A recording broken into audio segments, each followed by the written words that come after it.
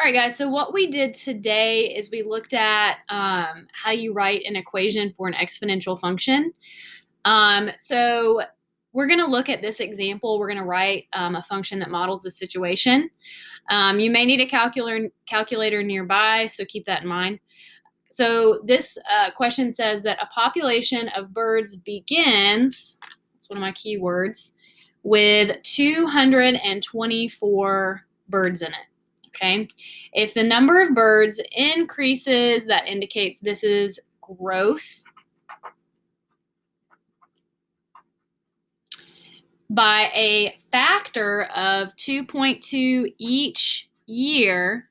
Write a function that models the population each year. Okay, so guys, remember my standard form for an exponential is f of x. This is my y, okay, my output, equals a times b to the power of x, where a is my initial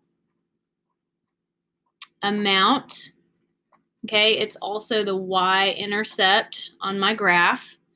And then b is my growth or decay factor. So that is what I am multiplying or dividing by each time. Okay, so in this scenario, that word begins tells me that my initial amount is 224.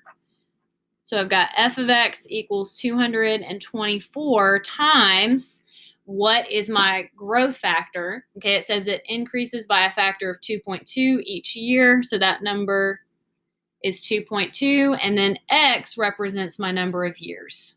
Okay, so my equation is f of x equals 224 times 2.2 to the power of x. Okay, if it asked me to find the population of birds after, let's say, 7 years, what you would do is everywhere that you see an x, you would plug in 7. So f of 7 equals 224 times 2.2 to the power of 7. And then you would do that math to find that number. Okay. In a situation where you're not given a factor, but you're given a percentage. So for example, this question, it says a house is purchased for $150,000 in 2002. This is my initial amount. The value of the house depreciates. So if you're not familiar with that word, that means goes down. Let me focus my screen here. That means this would be a decay situation at a rate of 7%. Okay, so I know this is decay.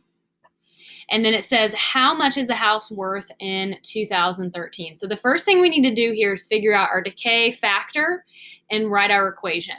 Okay, so since it is decreasing by 7%, okay, think about the value of the house. I'm going to take 100% and then subtract away the 7%.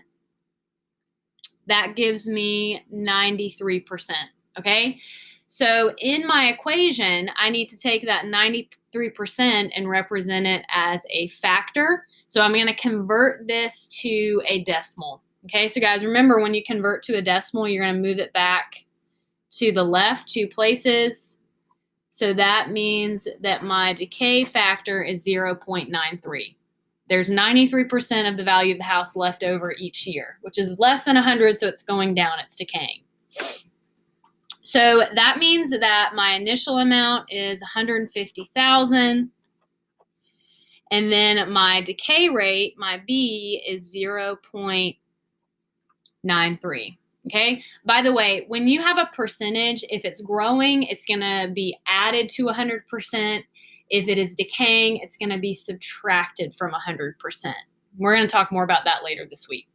So my function is f of x equals 150,000 times 0.93 to the power of x. Okay, so to find what the house is worth in 2013, think about how many years have passed. 2013 minus 2002, that would be